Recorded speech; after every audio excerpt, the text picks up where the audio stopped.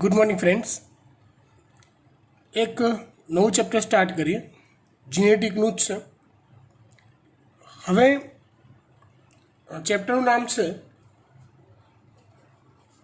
આનુવંશિકતાનો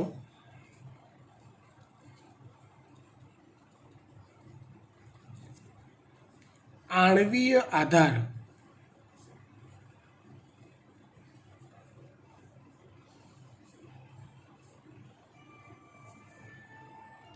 આનુવંશિકતાનો આણ્વીય આધાર.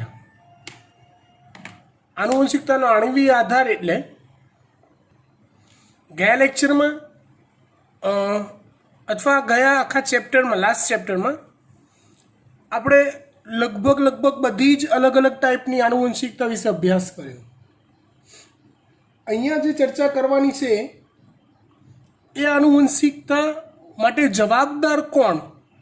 તો તમે કહેશો કે ડીએનએ અથવા જનીન. તો અહીંયા ચેપ્ટરનું નામ છે આનુવંશિકતાનો આણ્વીય આધાર.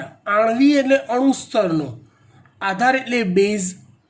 મતલબ આનુવંશિકતા વારસામાં ઉતરે એના માટે અણુ સ્તરે, ડીએનએ સ્તરે કઈ પ્રક્રિયાઓ થતી હશે. ઇન શોર્ટ, એ ડીએનએમાંથી એમઆરએનએ, ડીએનએનું સ્વયંજનન, એ આખી પ્રોસિજર ડિટેલમાં આ ચેપ્ટરમાં ભણવાની આવશે. આમ તો મેં કીધેલું જ છે ઘણી બધી વાર, ફરી એકવાર કહી દઉં, હું જે કરાવીશ એ ફક્ત ને ફક્ત નીટ બેઝ કરાવીશ. બરાબર? કન્સેપ્ચ્યુઅલી આખું ચેપ્ટર તમારા મગજમાં ક્લિયર કરાવી આપીશ. એટલે આ ચેપ્ટરને રિલેટેડ જે બી એમસીક્યુઝ પૂછાતા હોય મોસ્ટ ઓફ ઓલ તમને સોલ્વ કરતા આવડે. ચલો ચેપ્ટરની શરૂઆત કરીએ. એ પહેલાં કેટલીક બેઝિક વસ્તુઓ જે તમને આવડતી હોવી જોઈએ. ધોરણ 11માં આવતી હતી.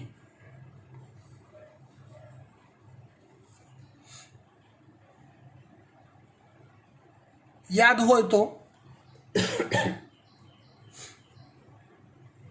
પેન્ટોઝ શર્કરા,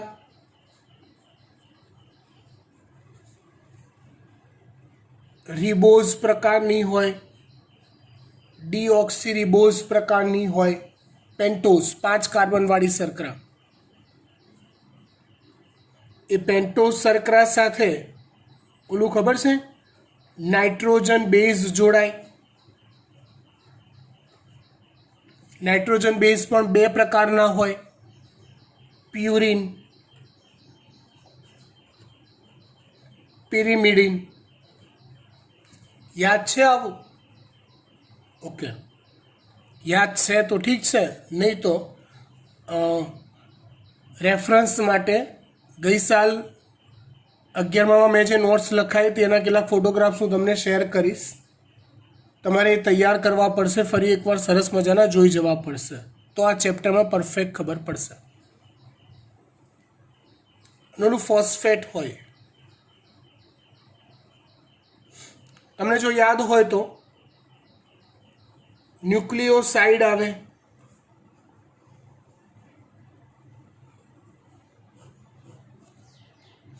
ન્યુક્લિયોસાઇડ એટલે શું? કે પેન્ટોઝ શર્કરા પ્લસ નાઇટ્રોજન બેઝ, એવું ન્યુક્લિયોટાઇડ આવે. એટલે પેન્ટોઝ શર્કરા, નાઇટ્રોજન બેઝ પ્લસ ફોસ્ફેટ.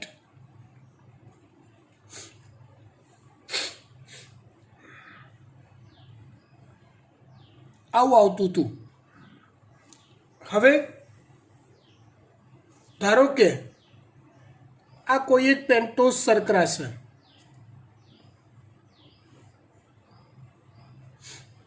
ધારો કે આ કોઈ એક પેન્ટોઝ શર્કરા છે. હું અહીંયા જો ડી લખું તો ડીઓક્સીરિબોઝ થાય. તમને જો યાદ હોય તો ડીઓક્સીરિબોઝ હોય તો અહીંયા બીજા કાર્બન પર બંને જગ્યાએ HH આવે, અને રિબોઝ હોય તો HOH આવે. યાદ છે ને? ફાઇન. હવે એની સાથે નાઇટ્રોજન બેઝ જોડાય, એડેનિન ગ્વાનિન કોઈ બી, તો એ જે જોડાણ કરતો બંધ હોય ને, આ યાદ રાખવું પડશે, એમસીક્યુમાં પૂછાય છે. એ જે બંધ હોય ને એ એન ગ્લાયકોસિડિક બંધ હોય છે.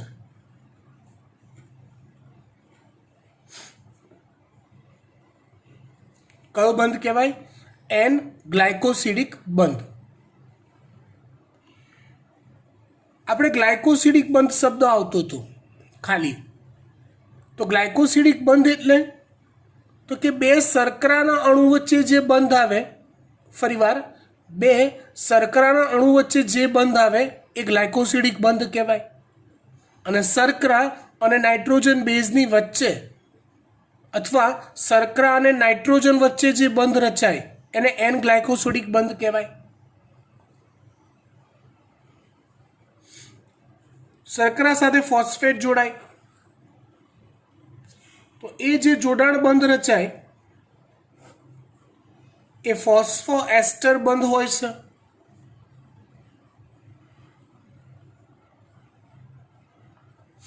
આ બે બંધના નામ તમારે યાદ રાખવા પડશે.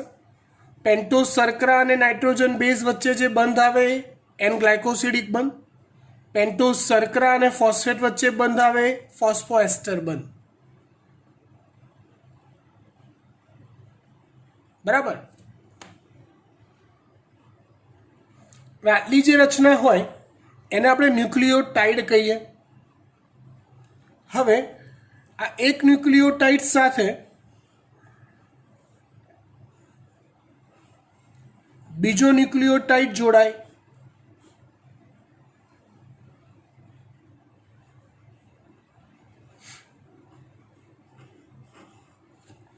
બીજાની સાથે ત્રીજો જોડાય,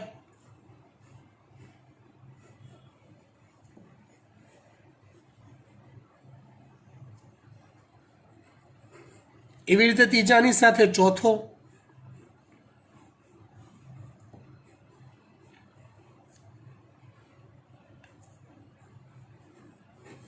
તો એ જે જોડાણ બંધ આવે અહીંયા, આ બંધ, એને ફોસ્ફોડાયસ્ટર બંધ કહેવાય. કયો બંધ કહેવાય? ફોસ્ફોડાયસ્ટર બંધ કહેવાય. આ રીતે આવો એક સળંગ લાંબો પોલિમર જે બને એને ન્યુક્લિક એસિડ કહેવાય અથવા પોલીન્યુક્લિયોટાઇડ કહેવાય.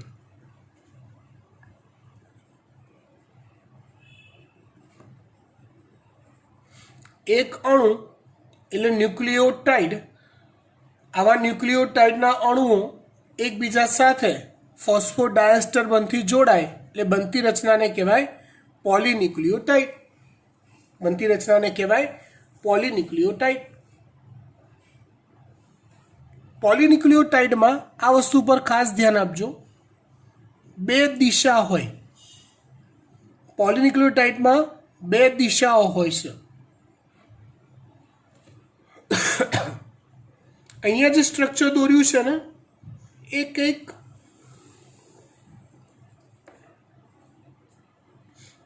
5' to 3' 5' to 3' દિશામાં દોર્યું છે એવું કહેવાય.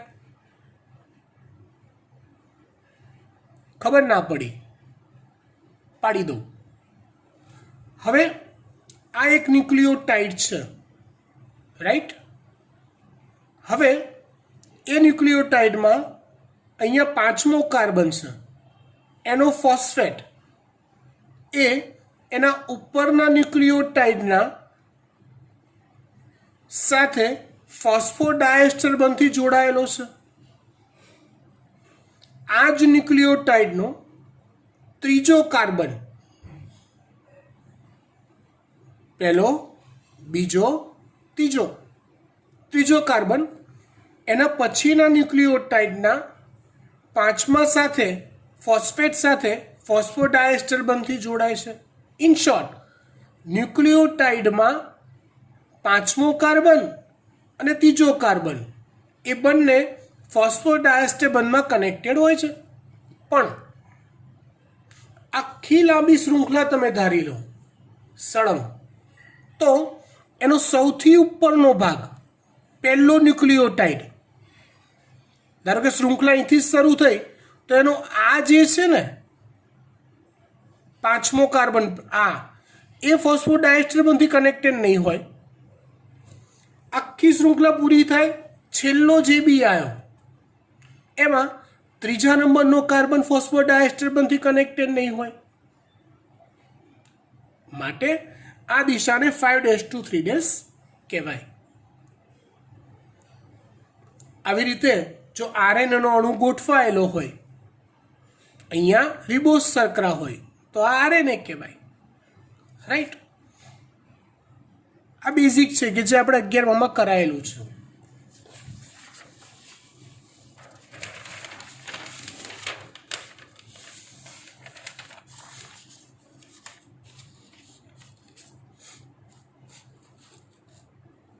આ વાત થઈ 5-3' ની. આ રીતે ગોઠવાય. જુઓ ફરી એકવાર જોઈએ.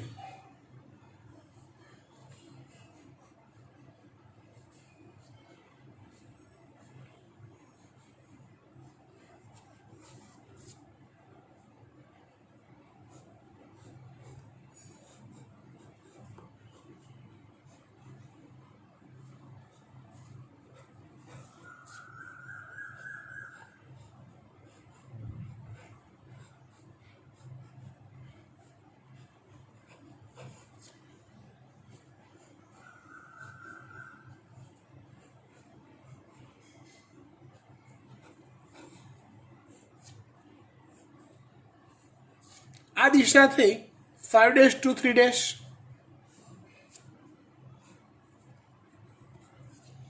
તો એની બાજુમાં હું બીજી શૃંખલા એવી દોરું કે જેની દિશા 3-5' હોય.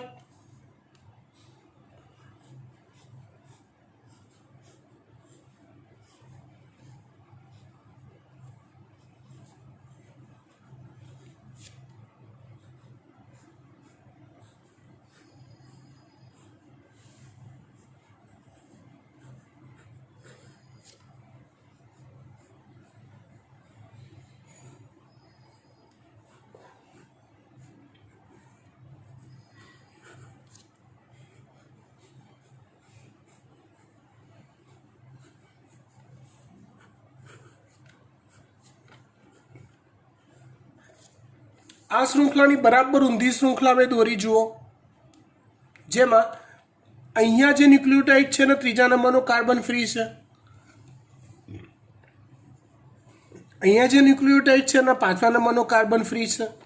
એટલે આ દિશા એ 3-5' કહેવાય. ખબર પડી?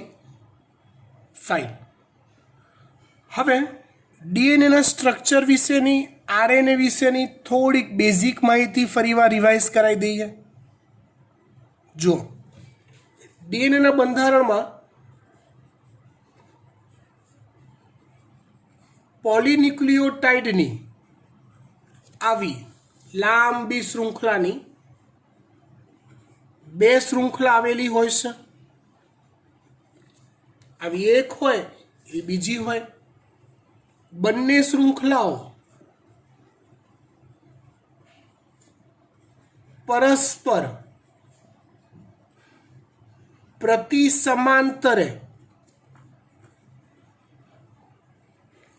વિરુદ્ધ દિશામાં ગોઠવાયેલી હોય છે. અહીંયા આપી છે એ રીતે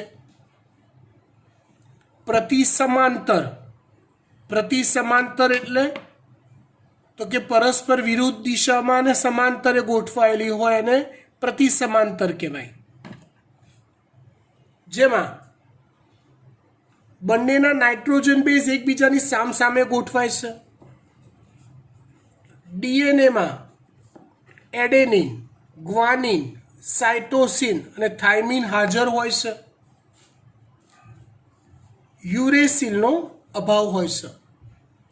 જેમાં એડેનિન હોય તો એની એક્ઝેક્ટ સામેની શૃંખલા પર સામે થાઇમિન ગોઠવાય છે, ગુઆનિન હોય તો સાઇટોસિન ગોઠવાય છે, થાઇમિન હોય તો સામે એડેનિન, સાઇટોસિન હોય તો ગુઆનિન. એટલે એ સાથે ટી એ બે નિર્બળ હાઇડ્રોજન બંધથી જોડાય અને જી સાથે સી 3 બંધથી આવતું હતું. આ બધું ખાલી રિવાઇઝ કરીએ છીએ આપણે. હવે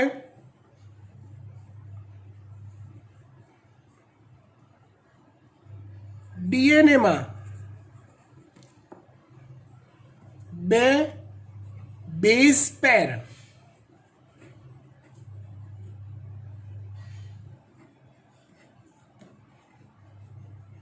વચ્ચેનું અંતર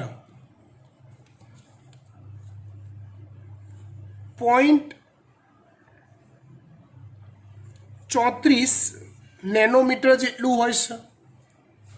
આ એક બેઝ પેર થઈ, આ બીજી બેઝ પેર થઈ, નાઇટ્રોજન બેઝની જોડી આ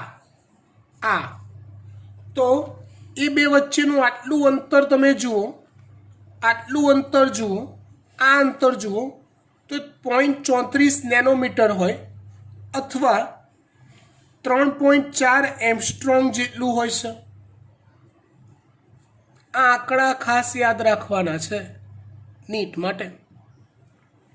ડીએનએના એક અણુની લંબાઈ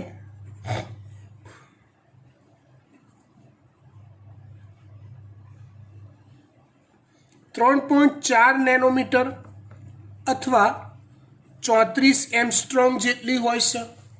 એક અણુની લંબાઈ 3.4 નેનોમીટર અથવા 34 એમસ્ટ્રોંગ જેટલી હોય. એટલે હું તમને જે એવું પૂછું એક અણુમાં કેટલી બેઝ પેર હોય તો ઓન એવરેજ 10 બેઝ પેર આવેલી હોય. આવા ડીએનએના અણુ કુંતલ આકારે અમળાયેલા હોય છે શૃંખલાઓ અને પરસ્પર નિર્બળ હાઇડ્રોજન બંધથી જોડાયેલ હોય છે. એ થી ટી એ બે નિર્બળ હાઇડ્રોજન બંધથી અને સી થી જી એ 3 નિર્બળ હાઇડ્રોજન બંધથી જોડાયેલ હોય છે. ઓકે, ચલો હવે મેઇનલી આ ટોપિકનું વધારે ડિસ્ક્રિપ્શન તમે ટેક્સ્ટ બુકમાંથી મળી જશે, પણ મેઇન આ ટોપિક નીટમાં શું કામ લાગે છે આમાંથી, તો અહીંયા આ ટોપિક પરથી એક ઇરવિન ચારગાફ નામના વૈજ્ઞાનિકે આપેલો નિયમ છે જેમાંથી એમસીક્યુ મેક્સિમમ પૂછાય છે. એ નિયમ શીખવાડ્યું એ પહેલાં તમે તમારા મગજમાં પાકું કરો. ડીએનએનો અણુ સળંગ આવો હોય, આવો સળંગ. હું તમને એવું પૂછું, એક ડીએનએના અણુમાં આખો લાંબો એક આખું સળંગ કુંતલ છે, શૃંખલા છે. એમાં ધારો કે 10 એડેનિન હોય તો થાઇમિન કેટલા હોય? તો નેચરલ છે, એડેનિન જેટલા હોય એની એક્ઝેક્ટ સામે એટલા જ થાઇમિન હોય. એટલે જેટલા એડેનિન એટલા થાઇમિન. ઓબ્વિયસ, જેટલા ગ્વાનિન એટલા સાઇટોસિન. એટલે ઇરવિન ચારગાફે નિયમ કે આવો આપ્યો છે. ફરીવાર, જેટલા એડેનિન એટલા તો કે થાઇમિન અને જેટલા ગ્વાનિન એટલા તો કે સાઇટોસિન.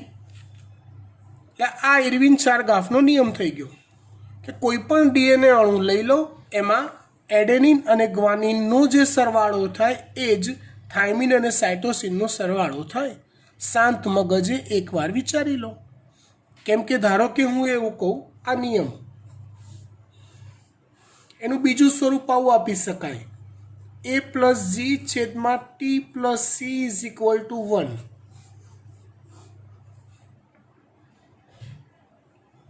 સિમ્પલ લોજિક છે કે ધારો કે એક શૃંખલામાં 20 એડેનિન હોય તો થાઇમિન કેટલા હોય? ઓટોમેટિક તમને ખબર પડી જાય તો કે સાહેબ 20 જ હોય. 10 ગ્વાનિન છે તો સાઇટોસિન કેટલા હોય? કે સાહેબ 10 જ હોય ને. એટલે તમે જુઓ, a પ્લસ જી 20 ને 10 30 બરાબર ટી પ્લસ સી 20 ને 10 30. a પ્લસ જી 20 ને 10 30 બરાબર ટી પ્લસ સી 20 ને 10 30. આ નિયમ આધારિત તમને MCQ પૂછાઈ શકે છે. નેચરલી આવો પપલું જો તમારું નસીબ હોય તો પૂછે, બરાબર. થોડું કોમ્પ્લિકેશન અંદર ઊભું કરવામાં આવે છે, જે તમારે મગજ કસીને એનો જવાબ લાવવો પડે. અને નથી આવતા જવાબો તો એના માટે હું છું જ, મેડમ બી છે. ઓકે, ચલો હવે અહીંયા ડીએનએના સ્ટ્રક્ચરની મારે જેટલી જરૂર હતી આ ચેપ્ટરમાં નીટ કરાવવા એટલી ચર્ચા પૂરી થઈ ગઈ. ઓકે, હવે આપણે વાત કરીએ એક સરસ ટોપિકની, જેને કહીએ આપણે ડીએનએનું પેકેજિંગ.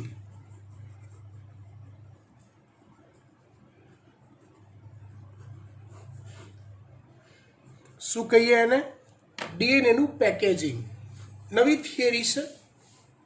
આ થિયરીમાં ઘણી બધી જગ્યાએ એવું મળશે કે જ્યાં તમને નીટ રિલેટેડ MCQ પૂછાવાની શક્યતા રહે, અને ફક્ત આંકડાકીય માહિતીઓ જ યાદ રાખીને, શબ્દો યાદ રાખીને આમાંથી પૂછાતા નીટના કોઈ પણ સવાલો તમને સરળતાથી આવડી શકે છે. જો પહેલાં એક ક્યુરિયોસિટી ઊભી કરીએ. કુતૂહલ વૃત્તિ. અત્યારના સમયમાં બાળકોમાં વૃત્તિ ગાયબ છે, પણ ખાલી ખાલી કુતૂહલ કરવાનું, હે આવું પણ હોય એવું કરવાનું. પેકેજિંગ એટલે કે ડીએનએનું પેકેજ કરવું, એનું ગોઠવણ એની કેવી હોય. તો અહીંયા થિયરીનો મેઇન કન્સેપ્ટ કે તમને ગયા ચેપ્ટરમાં, લાસ્ટ ચેપ્ટરમાં એવું કીધું કે રંગસૂત્રનો રચનાત્મક એકમ, મુખ્ય એકમ જનીન છે અથવા ડીએનએ છે. અર્થાત કે રંગસૂત્રો બનવામાં જનીન અથવા ડીએનએ સંકળાય છે. એટલે અહીંયા હું તમને એવું શીખવાડીશ કે ભાઈ એક ડીએનએથી શરૂ કરું તો એમાંથી આખું રંગસૂત્ર કઈ રીતે બને. એક સ્ટોરી કહીશું કે ડીએનએમાંથી રંગસૂત્ર કઈ રીતે બને. તો પહેલાં કેટલીક આશ્ચર્યજનક માહિતીઓ લઈએ. હમણાં આગળ વાત કરીએ એવી કે ડીએનએમાં બે બેઝ પેર વચ્ચેનું અંતર કેટલું? તમે કહેશો કે સાહેબ 0.34 નેનોમીટર, અથવા એવું કહેવાય ને 0.34 ગુણ્યા 10⁻⁹ મીટર. નેનોમીટર એટલે 10⁻⁹ મીટર. ફિઝિક્સ તમને આવડે છે, પારિમાણિક સૂત્રો તમારા પાક્કા છે. ગુડ. હવે આ એક સાબિત થયેલી વસ્તુ છે કે મનુષ્યના એક કોષમાં આશરે 6.6 ગુણ્યા 10⁹ જેટલી બેઝ પેર આવેલી છે.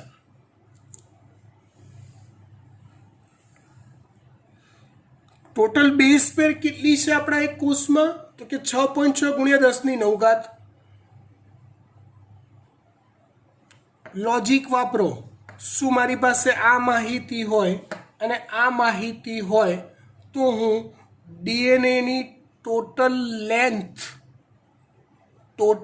લેન્થ ડીએનએની શોધી શકું? તો કે હા સાહેબ, સિમ્પલ છે. કરો ગુણાકાર. 6.6 ગુણ્યા 10⁹ ગુણ્યા 0.34 ગુણ્યા 10⁻⁹. તો જવાબ આવશે, શાંતિથી ગણજો, 2.2 મીટર. ટોટલ લેન્થ થાય છે ડીએનએની 2.2 મીટર એક કોષમાં આવેલો હોય. અને યાર કોષની સાઈઝ કેટલી? તો કે સાહેબ માઇક્રોમીટરમાં હોય, મતલબ કે 10⁻⁶ મીટરમાં. એટલે મજાની વાત સમજી લો યાર, 10⁻⁶ મીટર કદ ધરાવતા કોષમાં 2.2 મીટર જેટલો લાંબો ડીએનએ આવેલો હોય છે.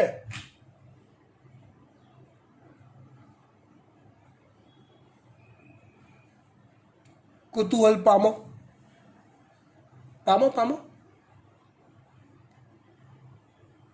જો આ વાતને 2 મિનિટ બાજુ પર મૂકું.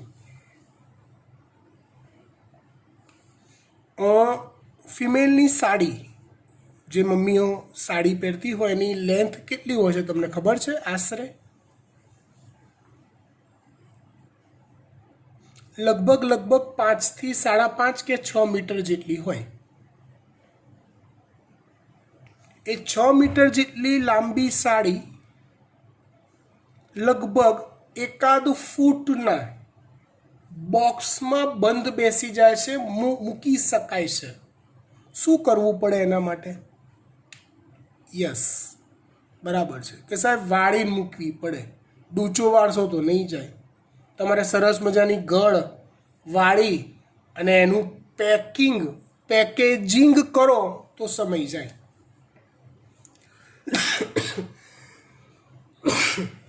સેમ માઇક્રોમીટર સાઇઝ ધરાવતો કોષ, એનું કોષ કેન્દ્ર ને એની અંદર 2.2 મીટર જેટલો ડીએનએનો સ્ટોક. તો કે સાહેબ મસ્ત મજાનું પેકેજિંગ કરવું પડતું હશે. યસ, તો એ જ પેકેજિંગ વિશે આપણે જોવાનું છે.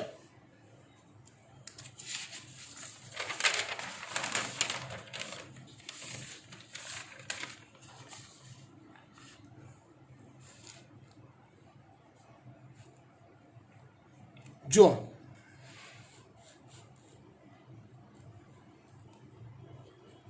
સૌથી પહેલા આપણે આદિકોષ કેન્દ્રી કોષની વાત કરીએ.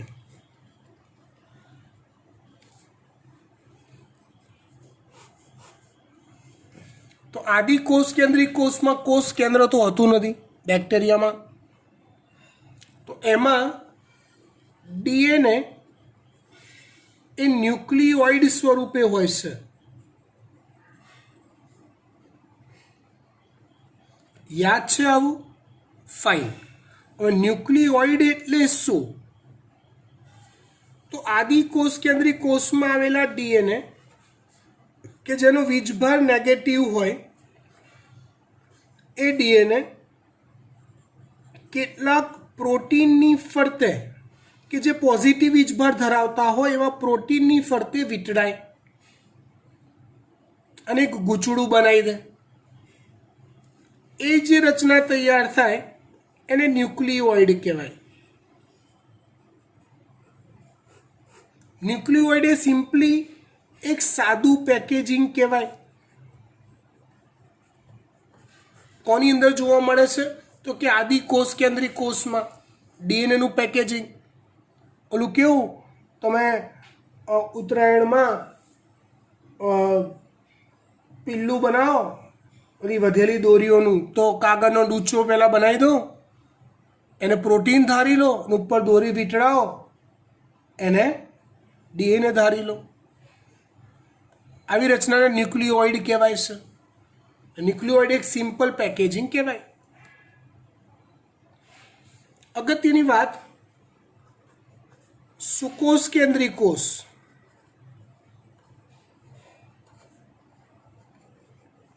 મનુષ્યનો ઉચ્ચ કક્ષાનો કોષ, એમાં પેકેજિંગ કેવું હોય? તો એક શબ્દ પહેલા સમજો. તમને ખ્યાલ છે ડીએનએ? તો ડીએનએ એટલે આવો આમ કુંતલ આકારે ગોઠવાયેલી રચના, જે હમણાં જ આપણે સમજ્યા અને 11માં બી આપણે જોઈતી ડિટેલમાં. આવી લાંબી શૃંખલા, કેટલી લેન્થવાળો? તો કે 2.2 મીટર. મનુષ્યની વાત કરો છો તો અલગ અલગ પ્રાણીમાં જુદી જુદી લેન્થ હોય, પણ લેન્થ તો સારી એવી હોય. હવે એક શબ્દ સમજાવું છું હું, હિસ્ટોન પ્રોટીન. તો હિસ્ટોન પ્રોટીન એ શું છે? તો કે કોષ કેન્દ્રમાં ડીએનએના પેકેજિંગમાં વપરાતા ધન વીજભારિત પ્રોટીન છે. ડીએનએ પેકેજિંગમાં વપરાતા ધન વીજભારિત પ્રોટીન છે, જેને હિસ્ટોન પ્રોટીન કહેવાય. આવા લાઈક માની લો આ રીતે, આને હું હિસ્ટોન પ્રોટીન નામ આપી દઉં.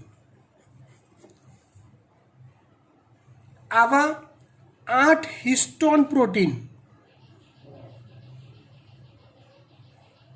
4 આ બાજુ 4 ઓલી બાજુ, ઊંધી સાઈડ, જે નથી દેખાતા. આપણે ખાલી થોડું થોડું દોરીએ એટલે ખબર પડે.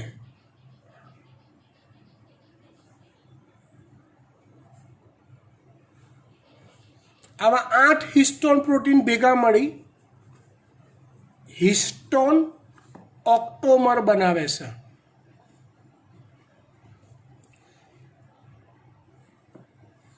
આઠ હિસ્ટોન ભેગા મળીને શું બનાવે છે? હિસ્ટોન ઓક્ટોમર. હવે ધારો કે આ હિસ્ટોન ઓક્ટોમર છે, 8 ભેગા મળીને આવો કોઈ અણુ બન્યો. તો ડીએનએનું આ કુંતલ એ આ હિસ્ટોન ઓક્ટોમરની ફરતે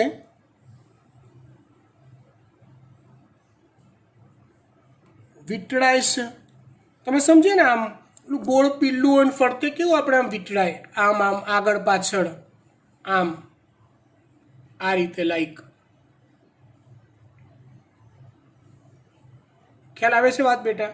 આ રીતે આમ.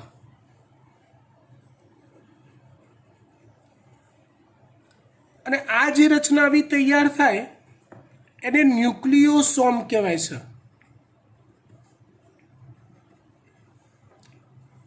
શું કીધું મેં? તો કે ઓક્ટોમર પ્લસ ફરતે વીંટળાતા ડીએનએ. નેચરલ વાત, અહીંયા એક આકર્ષણ હોવું જોઈએ, બાકી તો કેવું થાય, ઓલું પિલ્લું હોય ને, તમે પતંગની દોરીનું પિલ્લું યાદ કરો, તમે એમને મૂકી રાખ્યું ને ક્યાંક કોઈક ગગડાયું ને તો અડધી દોરી તો નીકળી જાય, તો પાછી લપેટવી પડે. કેમ નીકળી જાય? તો કેવું આકર્ષણ કેમ હોય છે સાહેબ?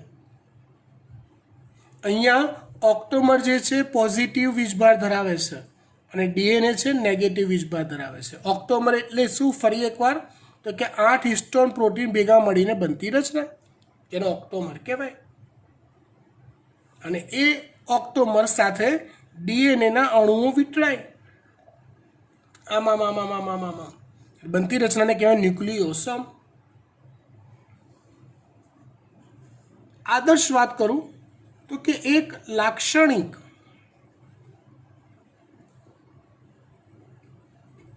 ન્યુક્લિયોસોમમાં 200 બેઝ પેર આવેલી હોય. એક લાક્ષણિક ન્યુક્લિયોસોમમાં 200 બેઝ પેર આવેલી હોય. બેઝ પેર આગળ ક્લિયર કરી વાત તમને. નાઇટ્રોજન બેઝની જોડી આવી 200 આવેલી હોય ઓન એવરેજ. લાક્ષણિક કીધું એટલે અમુકમાં એવું બી બને કે 198 બી હોય, કેટલાકમાં 205 બી હોય, કેટલાકમાં 190 હોય, કોઈ ફિક્સ નહીં, પણ ઓન એવરેજ 200ની આસપાસ બેઝ પેર આવેલી હોય વિતળાતા કુંતલમાં, જેને કહેવાય ન્યુક્લિયોસોમ.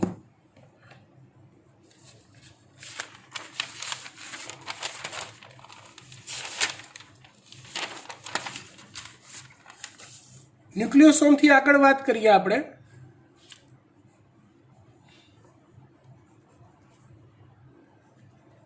ક્રોમેટિન.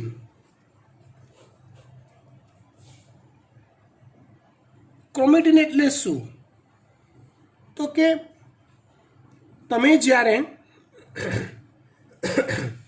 એવું ધારી લો, ચલો આ એક હિસ્ટોન પ્રોટીન છે, નું ઓક્ટોમર છે, આ બીજો ઓક્ટોમર છે, આ ત્રીજો ઓક્ટોમર છે, આ ચોથો છે, આ પાંચમો છે, આ છઠ્ઠો છે, અને ઓલા ડીએનએના અણુ આમ વીંટળાયા કરે છે, પછી એ ખસીને અહીંયા વીંટળાશે, અહીંયા વીંટળાશે,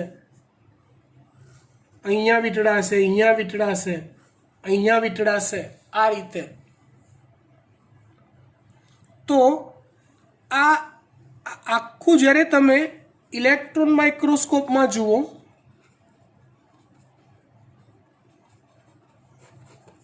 તો અભિરંજિત થતી દાણાદાર પુનરાવર્તિત રચના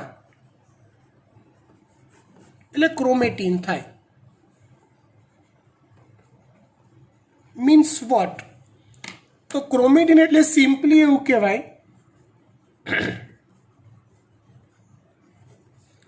કે ન્યુક્લિયોસોમ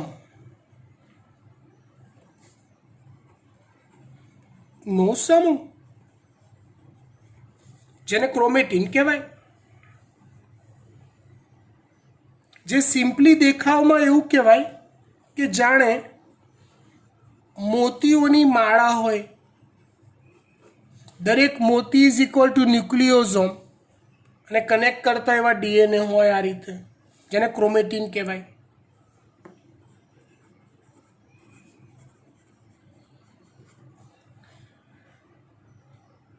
ફરી એકવાર હજી આગળ ભણવાનું બાકી છે, રંગસૂત્ર પર જવાનું બાકી છે.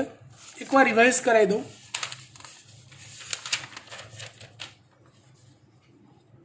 સુકોષ કેન્દ્રિક કોષમાં ડીએનએનું પેકેજિંગ કરવું છે 2.2 મીટર જેટલા આશરે મનુષ્યમાં હોય એટલા. ડીએનએનો અણુ લાંબો 2.2 મીટર છે એવું ધારી લો. હિસ્ટોન પ્રોટીન આવેલા છે આવા, એવા 8 હિસ્ટોન પ્રોટીન ભેગા મળી હિસ્ટોન ઓક્ટોમર બને.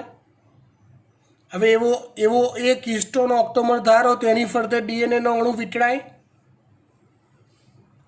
એ રચનાને ન્યુક્લિયોસોમ કહેવાય, જેમાં ઓન એવરેજ 200 જેટલી બેઝ પેર આવેલી હોય. આ બધા આંકડા, બધા શબ્દો યાદ રાખજો, કામ લાગશે નીટમાં, એમસીક્યુમાં. પછી વાત કરીએ આપણે ક્રોમેટિનની, તો કે આવા ન્યુક્લિયોસોમ ખૂબ જ નજીક ગોઠવાયેલા હોય અને ઇલેક્ટ્રોન માઇક્રોસ્કોપમાં તમે જ્યારે અભિરંજિત કરીને જુઓ ત્યારે દાણાદાર આવી પુનરાવર્તિત રચનાઓ દેખાય એની, જેને ક્રોમેટિન કહેવાય. ખબર પડી ગઈ વાત? ફાઇન. હવે ક્રોમેટિનમાંથી બને છે ક્રોમેટિન તંતુઓ. મતલબ શું? તો કે ક્રોમેટિનની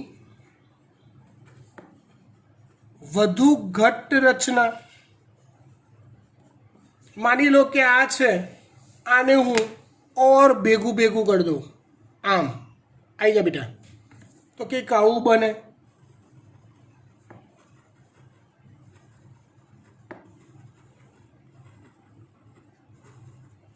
બધા જોડાયેલા તો હોય જ આમ, આવું બને, તો આ ક્રોમેટિન તંતુ કહેવાય.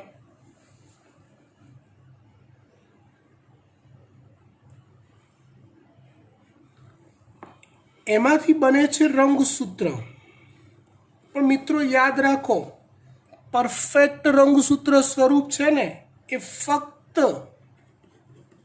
ભાજનાવસ્થા દરમિયાન જ સર્જાય છે. બાકી આવા ક્રોમેટિન સ્વરૂપો જ જોવા મળે. સમજી ગયા? હવે આ જે ક્રોમેટિન તંતુઓ છે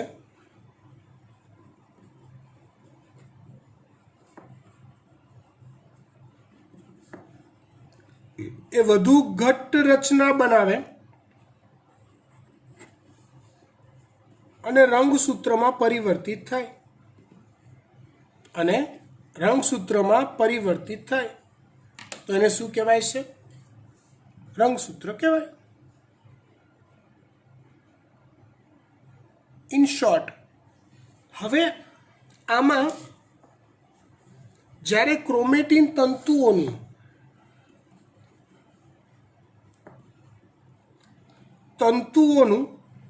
ખૂબ જ નજીક પેકેજિંગ થતું હોય ત્યારે ક્રોમેટિન તંતુઓનું ખૂબ જ નજીક જ્યારે પેકેજિંગ થતું હોય ત્યારે તેમાં કેટલાક બિન હિસ્ટોન પ્રોટીન પણ જોડાય. શું જોડાય છે? કેટલાક બિન હિસ્ટોન પ્રોટીન પણ એમાં કનેક્ટ થાય છે.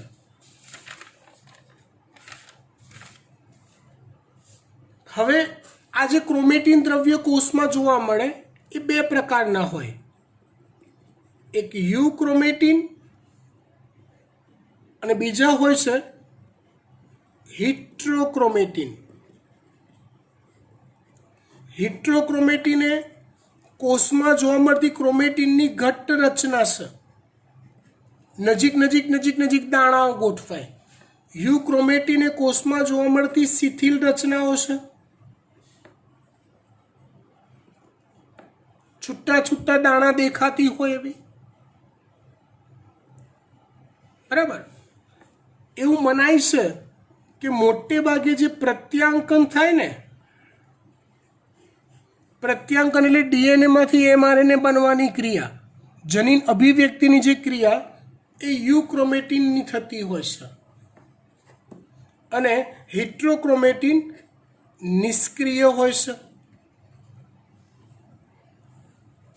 હિટ્રોક્રોમેટિન કેવા હોય? નિષ્ક્રિય હોય છે. ઓકે, આટલે સુધી રાખીએ છીએ. વધુ આવતા અંકે ખાસ વાત કે તમને આ જે હું ચલાવ્યું છે ને એનો ફોટોગ્રાફ તો આપું છું, પણ યાદ રાખવા માટેનું, હોમવર્ક કરવા માટેનું, આ તમારે સમજવા માટે યાદ રાખવાનું, સમજવા માટે કામ લાગશે. બીજું એક તમને હું પેજ આપું છું જે પ્રમાણે તમારું હોમવર્કમાં લખવાનું રહેશે. બરાબર? 2 થિયરી આવશે હોમવર્કમાં.